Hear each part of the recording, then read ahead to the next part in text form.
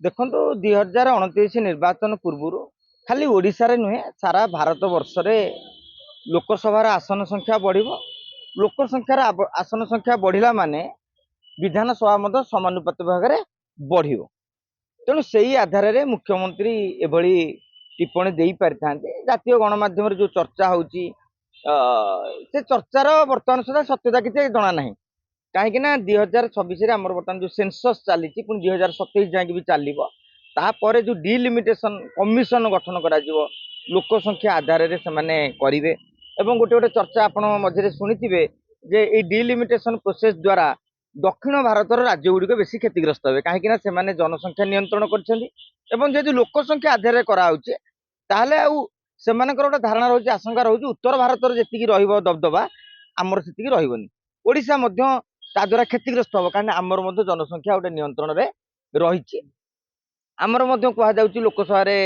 किए कहते 21 रु 24 हम किए कहते 21 रु 27 हम जेहतु निर्दिष्ट भाव में किसी गाइडलाइन बाहरनी जी जहाँ हिसाब से स्पेकुलेसन कराऊ तेणु से हिसाब से मुख्यमंत्री 50 सीट कथा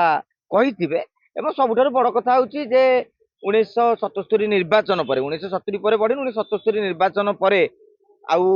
सीट बढ़ी ना 2009 मसीह गोटे डिलिमिटेशन होता 2002 मसीह जो कार्यकारी कराई से समय कौन होता आप देखिए ओडिशार 147 किंतु कन्स्टिट्यूएंसी बाउंड्री बदली जाता तेणु एबे आगामी दिन में बाउंड्री बदल ना नुआ हम से नहीं कि स्पष्ट गाइडलाइन आसी ना एवं आउ सब बड़ कथा हूँ आपण मैंने जानिथे जे महिला मानक 33% रिजर्वेशन दि जाऊँ तेणु से हिसाब से कौन आकलन कौन आलोचना करते पर्यंत आमर डिलिमिटेशन कमिशन गठन करा जाय नहीं से कमिशनर क्राइटेरिया को गाइडलाइन आधार करा से पर्यंत आम कौन निष्कर्ष पहुंची पारानी किंतु जेहेतु लोकसभा गोटे विराट बड़ कराई भविष्य को आखि आगे कारण आप जो घर टे कर चर्चा कहीं है कि विधानसभा और लोकसभा भवन नूतन शिलान्यास दिगला समय बदलुची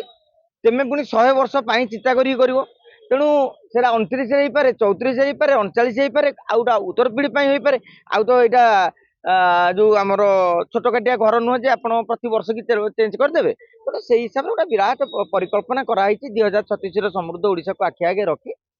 किंतु एजावत जहाँ भी गणमाध्यम प्रकाश पाँच मुख्यमंत्री कहते सेमती किसी माने ना 50 हो पारे 10 हो पारे बिल्कुल न बढ़ी भी पारे जे पर्यंत स्पष्ट गाइडलाइन आसी ना।